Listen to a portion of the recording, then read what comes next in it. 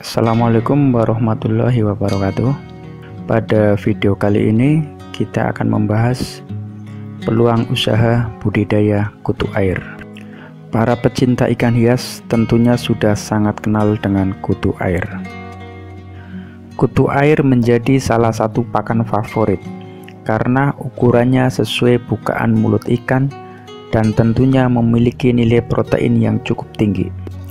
Selain untuk ikan hias, kutu air juga dijadikan sebagai salah satu sumber pakan alami untuk benih ikan konsumsi. Sebagai sumber pakan alami, permintaan kutu air tinggi di pasaran. Tak heran bila banyak yang tertarik untuk membudidayakannya. Kebutuhan pakan alami yang meningkat menjadikan budidaya kutu air memiliki peluang usaha yang sangat prospektif dan menjanjikan. Budidaya kutu air bisa mendatangkan keuntungan yang besar, sangat mudah dibudidayakan dan bisa dilakukan oleh siapapun. Selain itu, budidaya kutu air bisa dikembangbiakan pada lahan yang sempit dan biaya produksi yang relatif rendah. Meski kutu air ukurannya kecil, namun besar manfaatnya bagi ikan, baik ikan konsumsi maupun ikan hias. Dan pada kesempatan kali ini kita akan berbincang dengan Bapak Nensyanto, salah satu pembudidaya kutu air yang hampir 3 tahun menekuni usahanya. Untuk budidaya kutu air saya udah terjun sekitar 2,5 tahun. 2,5 tahun. Pertamanya itu buat istilahnya mengantisipasi produksi ikan kita ya, buat meminimalisir biaya produksi. Karena kita terjun di budidaya ikan, kita butuh pakan alami dari burayak itu. Nah, di sisi lain kita butuh pakan alami ini, kalau kita nyari di alam kan kurang hasilnya kurang maksimal. Jadi kita berusaha untuk budidaya. Nah, budidaya ini berjalan dari tahun 2018 ya Mas Udin ya? Waktu itu ya, 2018 sampai sekarang. Jadi sudah hampir 3 tahun ya budidaya kutu air ya. Terus kalau ini Mas, dalam 1 bulan ya mungkin rata-rata produksi kutu air itu bisa sampai berapa? Satuannya apa? Packing? Gelas ya? Berapa gelas itu ya? Kalau untuk 1 bulan, untuk 1 kolam ukuran segini ya, ukuran 2 kali 5, 1 bulan boleh dibilang rata-rata bisa keluar 30 sampai 35 gelas untuk 1 bulan. 30 sampai 35 gelas ya? Dalam 1 bulan ya? 1 bulan untuk 1 bulan. Itu harga per gelas sampai berapa untuk kutu air itu? Kalau di sini saya menggrosirkan ya buat untuk para pedagang, saya kasih harga 100 per gelas. 100.000 per gelas ya? 100.000 per gelas.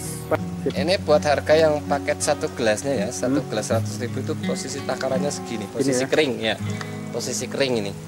Nah, ini 1 gelas 100.000. 1 gelas 100.000 ya? Nah, ini kalau buat dipaketin istilahnya buat para pedagang kecil ya, para pedagang pengecer, ini 1 gelas ini bisa jadi 30 paket, 35 paket. 35 paket ya? Iya. Berarti bisa di harga berapa itu kalau yang misalnya paket-paket kecil? Paket kecil itu 10.000 biasanya ya maksudnya ya? Sekitar 10.000. 10.000. Jadi luar biasa. Dan jenengan punya berapa kolam untuk yang kultur budidaya kutu air ini? Kalau untuk kultur budidaya kutu air ini saya punya kurang lebih 20 kolam untuk semuanya. 20 kolam, cuma tempatnya nggak saya bikin satu di sini ya. Tempatnya saya pensar karena kalau untuk kita pantau sendiri kan nggak mungkin. Jadi masih ada anggota-anggota lain, saya kasih taruh butir tuh ada yang 5 kolam, ada yang 6 kolam, ada yang sampai ya lumayan banyak lah. Berarti kalau misalnya di total untuk 20 kolam itu bisa sampai berapa gelas ya dalam 1 bulan? 1 bulan kalau lagi maksimal ya, hasil maksimal itu bisa nyampe 200 gelas. 200 gelas ya? 200 gelas. Berarti hasilnya luar biasa ya untuk budidaya kutu air ini ya? Ya lumayan lah untuk istilahnya, karena kita kan nggak fokus untuk dijual ya. Kalau untuk penjualan memang kalau dilihat dari hasil lebih fantastis, cuma kita fokusnya buat budidaya ikannya kita sendiri, jadi untuk pakan ternak kita. Kalau yang jenengan pasarkan ada berapa gelas dalam 1 bulan? Di luar yang jenengan untuk per harinya kita keluar itu 5 sampai 6 gelas per hari. 5 sampai 6 gelas ya, per hari ya? Per hari. itu 5 sampai 6 gelas. Terus ini Mas, untuk jenis kutu air yang jenengan budidayakan itu jenis yang apa? Untuk yang kita budidayakan di sini, untuk istilahnya apa, untuk kelompok Jaya Santika ini kita budidayakan jenis Macrocopa. Macrocopa ya. Karena daya tahan tubuhnya lebih tahan, istilahnya bisa sampai 1 minggu itu masih bisa buat produksi. Jadi yang jenis apa, Macrocopa itu ya? Iya, keunggulannya adalah daya tahan daripada Macrocopa itu ya? Iya, untuk jenis kutu air yang lain biasanya untuk saya bandingkan, kemarin pernah saya bandingkan dari untuk jenis Macrocopa sama Monia SP dalam 1 bungkus, istilahnya udah kita packing nih dibungkus, Macrocopa bisa bertahan tanpa oksigen 4 jam. Cuma kalau Monia SP setengah jam udah pada kolek. Jadi kelebihannya itu ya? Ya, kelebihannya di situ. Dan ketika untuk dijual ke yang lebih jauh, itu kita tidak perlu khawatir ya? Kecewa. Kita nggak perlu khawatir. Ya, terus mungkin bisa cerita Mas, cara budidaya kutu air itu seperti apa gitu? Mulai dari awal sampai mungkin bisa panen. Untuk budidaya kutu air ini sebenarnya sangat mudah sekali ya. Mudahnya gini, yang penting kita punya media 1 kolam ya, kolam semi permanen lah boleh dibilang. Kita kolam tanah, cuma yang kita kasih plastik ya, kita pakai plastik atau terpal atau yang lain lah bisa. Yang posisinya jangan langsung di tanah, karena kalau untuk kolam plastik ini kita bisa hasilnya bisa maksimal, lebih maksimal untuk masa panennya. Terus kulturnya ini buat kultur kutir ini kita butuh fermentasi kayak kohe puyuh atau kohe ayam telur gitu. Kohe itu apa? Kotoran ya. Nah, kotoran puyuh atau kotoran ayam petelur itu hasilnya lebih bagus. Cuma difermentasi dulu. Misalnya kita habis ngambil kohe puyuh, kita taruh di drum, kita kasih molase atau empat biar nggak terlalu bau. Nanti tunggu semalam. Setelah semalam baru kita kasih air, baru kita masukin ke kolam. Itu sampai berapa hari itu bisa panen kutu air itu? Dari pembibitan pertama itu 1 minggu baru dipanen. Setelah panen pertama itu kurun waktu panen berarti 3 hari sekali. 3 hari sekali ya? 3 hari sekali itu udah harus dipanen lah. Minim itu 3 hari sekali. Kalau kita mau istilahnya hasil istilah 1 kolam biar bisa nyampe lebih dari 5 gelas ya seenggaknya 1 minggu. 1 minggu ya? 1 minggu. Terus kemudian untuk pertama kan berarti harus ada indukan lah ya? Iya benar. Nah, itu indukannya seperti apa biasanya? Kalau untuk biangnya ini kita milih di kolam ya, kita ambil yang istilahnya ukurannya jumbo semua. Ukuran jumbo, kita cari yang benar-benar udah berumur. Misalnya kita tebar bibit sekarang, berarti kita nyarinya umur kutu air itu yang udah di atas 3 hari, paling nggak umur 4 atau 5 hari yang buat indukan. Itu untuk kolam ukuran 2x5 seenggaknya setengah gelas ini apa starternya itu setengah gelas kutir buat bibit ya. Kurun waktu 4 hari sampai 5 hari udah bisa panen. Cuma posisinya masih terlalu muda. Nah kalau untuk pertama pembibitan itu seenggaknya 1 minggu baru kita panen. Jadi kutu air itu udah istilahnya udah dapat umur lah buat kita pasarkan, aman untuk dipasarkan gitu. Berarti yang pertama untuk budidaya kutu air ini yang pertama medianya tidak terlalu luas. Tidak terlalu luas lah. Kemudian juga proses panennya cepat ya. Cepat, lebih maksimal cepat. 7 hari sudah bisa panen ya? Udah bisa panen. Bisa panen ya. Terus kemudian tadi Mas, untuk misalnya yang biasa jenengan budidayakan kan ukuran kolam sekitar 2 kali 4 ya. Nah itu kebutuhan untuk apa istilahnya kotoran ayam itu? Asupan pakan kutir itu sampai berapa kilo gitu misalnya? Untuk asupan pakan kutir tersebut untuk ukuran kolam 2 kali 4 itu kalau kita main takaran kilo berarti sekitar 3 kilo. 3 kilo ya? 3 kilo itu buat 2 kali panen. Buat 2 kali panen? Ya, dari penebaran, terus panen pertama, panen kedua baru dikasih lagi. Nah, kalau kita istilahnya kepingin jangka waktunya lebih panjang lagi, kita kasih berarti lebih. Misal biasa kita kasih 2 kilo atau 3 kilo, kita tambahin 1 kilo, berarti bisa sampai 3 kali panen. 3 kali panen ya? Cuma kalau terlalu banyak pakan yang kita kasih, bukannya berkembang malah pada mati. Kalau terlalu banyak asupan pakanan yang kita taruh di kolam, bukannya kutir itu bisa berkembang malah kebanyakan mati. Kenapa itu Mas bisa pengaruh apa itu? Ya mungkin dari gas ya, istilahnya kayak kotoran itu kan pasti berubah lah kalau kita taruh di air kan pasti jadi amonia kan. Nah, sedangkan kutu air itu kan juga butuh oksigen. Jadi meracuni justru malah ya. Nah, kalau terlalu banyak bisa jadi racun karena di air bisa berlendir, berminyak. Jadi kalau misalnya kan satu kolam dua kali panen ya untuk satu, berarti istilahnya modalnya juga nggak terlalu besar ya untuk budidaya kutu air ini ya? Nggak terlalu besar, istilahnya boleh dibilang kita cukup modal 100.000 lah buat bibit sama pakannya lah istilahnya, cukup modal 100.000. Itu bisa menghasilkan sampai berapa persen keuntungan? Ya ribuan persen ya. Ribuan persen ya? Maksimal sampai berapa, mungkin 100-200? Kalau yang kita jalani ini, kita udah jalankan dari bibit, misal kita taruh bibit nih setengah gelas lah 50.000, katakan 50.000, kita modal bibit 50.000, terus kohe poyohnya kita 25.000, terus buat molase sama empatnya kan kita bisa beli paketan yang gede untuk berapa kali pakai ya, yang ketemunya 100.000 lah semuanya. Itu dalam 1 minggu kita bisa mendapatkan hasil berarti 6-17. Udah tinggal dikalikan aja. Misal kita masuk ke agen kan 80.000 ya per gelasnya. 80.000 berarti udah kelihatan kan, 8 kali 6 udah berapa? 8 kali 6 sekitar 480 ya. 480 itu dalam kurun waktu 1 minggu. Dalam kurun waktu 1 minggu ya. 1 minggu. Ya, terus kemudian Mas, nya kan sudah hampir 2 tahun, 3 tahun lah ya untuk budidaya kutu air ini. Mungkin ada bagi pemula yang ingin budidaya kutu air, tipsnya seperti apa?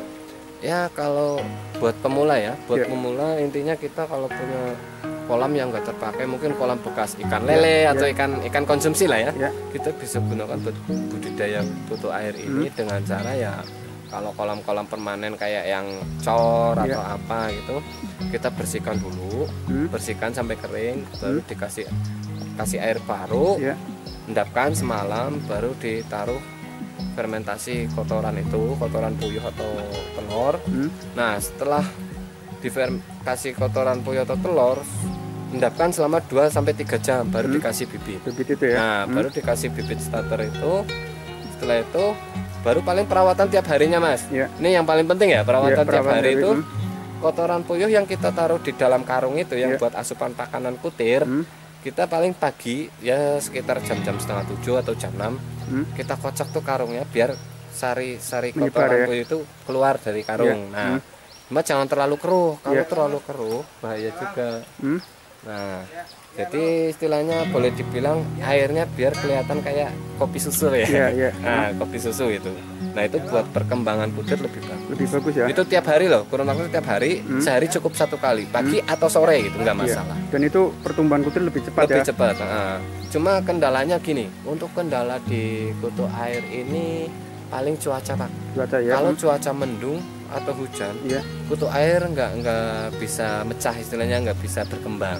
Kurang untuk perkembangannya kurang. Cuma kalau kita posisi panas, itu yang 1 ekor kutu air itu bisa berkembang menjadi 25 ekor sampai 30 ekor. Itu pada panas ya? Iya. Kalau posisi mendung atau ya cuaca nggak mendukung, mendung hujan, itu nggak berkembang. Bisa dia berkembang, cuma nggak seberapa. Paling 1 ekor itu berkembang menjadi 5 atau 4. Jadi nggak bisa ini ya? Nggak bisa. Terus ini Mas, untuk pemasaran ya, itu sebenarnya sudah sampai kemana aja untuk pemasaran kutu air ini? Kalau pemasaran yang udah kita ini berarti kita masuk ke Ajibarang, wilayah Ajibarang, Purwokerto, terus lokalan kita Purbalingga, luar lagi paling daerah Banjar yang sering minta barang kita. Dan mungkin jenengan punya gambaran ya, karena kan sudah lama budidaya kutu air. Permintaan kutu air selama ini seperti apa? Prospeknya seperti apa? Fantastis untuk permintaan, istilahnya buat lahan usaha kita cukup menjanjikan karena saya aja masih kewalahan buat ngadepin permintaan barang, istilahnya gitu. Untuk wilayah-wilayah luar Purbalingga aja kalau mau kita turutin itu permintaan per hari itu lebih dari 10 gelas. Permintaan per hari lebih dari 10 gelas. Padahal jangan baru mampu produksi itu masih di bawah itulah, jauh lah, 5-6 gelas baru. 5-6 gelas. Nah, itu baru pelanggan yang istilahnya pelanggan biasa yang rutin ke saya, belum orang-orang yang lain kan masih banyak. Jadi prospeknya untuk budidaya kutir sangat menjanjikan ya? Sangat menjanjikan, sangat-sangat menjanjikan. Toh dari segi keuntungan istilahnya boleh dibilang 500% 500% ya. Dengan modal sedikit, dengan modal yang sangat minim, kita dapat keuntungan berlipat-lipat ganda. Dan lahannya juga sangat terbatas. Lahannya sangat terbatas. Istilahnya nggak perlu, kita bisa budidaya tanpa kolam juga bisa. Misalnya kita media kayak styrofoam, terus bak mandi itu, kita bisa pakai itu bokor. Cuma kalau untuk kita pengen lebih maksimal, paling bagus kolam tanah, istilahnya kolam gali ya. Kalau kita bikin kolam yang buat budidaya bukan kolam gali, kolam sistem kayak bak kayak gini, ini pertumbuhannya kurang karena kutir ini butuh istilahnya panas, suhu panas yang stabil. Misalnya suhu panas yang dia butuhkan itu kan di atas 25, di bawah 35. Itu dia bisa hidup. Tapi kalau udah di atas 35, dia pasti mati. Atau di bawah 25, dia juga banyak kematiannya. Ya, terus kemudian ini Mas, apa istilahnya untuk budidaya kutir tadi kan kendalanya mungkin salah satunya adalah cuaca. Selain itu ada kendala lagi nggak selain cuaca? Kalau selama ini yang saya praktekkan sih nggak ada Mas. Nggak ada, cuma kendalanya di cuaca. Terus paling yang pernah dialami itu dari faktor pakan ya, istilahnya kita fermentasi kotoran puyuhnya pas naruh di kolam itu terlalu banyak, jadi kolam itu berlendir. Si kutu air ini kalau ada lendir, dia nempel di lendir udah nggak bisa hidup lagi, dia nggak bisa bergerak, akhirnya mati.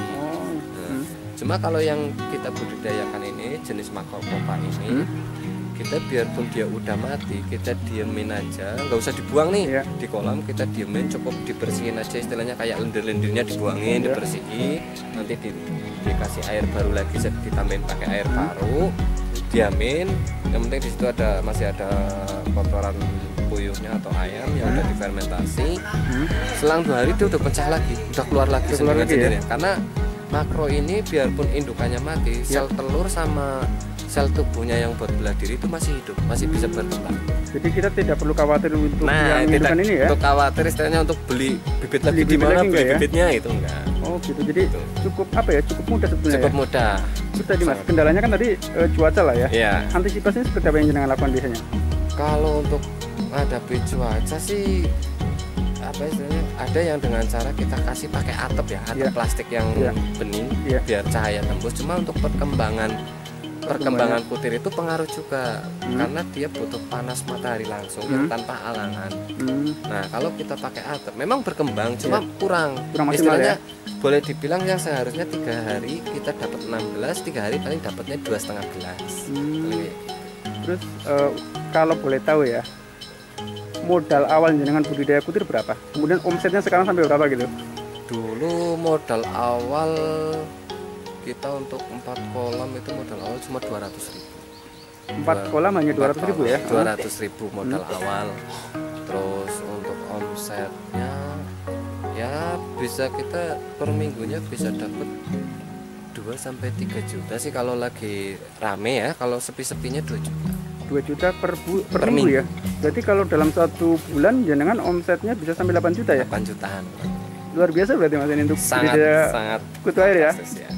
Ya terus kemudian ini mungkin harapan jenengan terhadap kutu air, budidaya kutu air ini seperti apa ke depan? Karena kan tadi permintaannya sangat banyak, kemudian juga mungkin pasokan masih sangat kurang lah ya. Ya untuk kedepannya sih ya buat para pembudidaya lah ya, buat yang memang minat ingin terjun di istilahnya bidang usaha budidaya ikan atau pakannya ini, ya mudah-mudahan semakin maju dan istilahnya makin banyak lah yang kultur-kultur pakan alami, biar istilahnya kita kalau kultur pakan alami kan hasil lebih maksimal dan bisa meminimalisir biaya produksi lah, intinya kayak gitu. Berarti konsumen untuk kutir ini sebagian besar dari apa itu? Pembudidaya. Untuk konsumen untuk apa istilahnya untuk konsumen langsung kutir ini kebanyakan ya nggak milih sih ya, ada pembudidaya, terus ada juga penghobi. Ada penghobi. Kebanyakan sih pembudidaya Mas. Kalau penghobi misalnya permintaan penghobi paling sistem kayak paket kecil lah ya, yang harga-harga 10.000, 15.000. Kalau untuk pembudidaya kan kita mainnya main grosir istilahnya, dia ngambilnya senggangannya 1 gelas, 2 gelas ya. Minim banget itu 2 gelas kalau pembudidaya. Terus kemudian untuk perawatan supaya kutil tetap berkembang maksimal seperti apa mungkin tipsnya gitu? Paling buat perawatan itu kayak tadi, tiap hari itu kita harus istilahnya ngecek kadar air ya, maksudnya kepekatan air itu harus kita jaga. Terus istilahnya dari dari sari makanan yang buat kutu air ini jangan sampai habis. Kalau sampai habis kutu air juga dia akan mati juga, terus warnanya rubah, pasti nggak akan merah, dia jadinya putih. Jadi putih ya. Oke. Mungkin terima kasih ya Mas Nancy untuk wawancaranya. Semoga usaha budidaya kutu airnya ini tambah sukses, tambah lancar, dan pemasarannya tambah luas. Amin amin. Salam kenal juga dari kita anak-anak Pak Grandong yang khususnya pembudidaya kutir dan ikan hias dari Jaya Santi. Ya, terima kasih ya Mas Nancy. Sama. Demikian yang dapat kami sampaikan terkait budidaya kutu air. Semoga informasinya bermanfaat, dan tonton video-video kami selanjutnya. Terima kasih. Wassalamualaikum warahmatullahi wabarakatuh.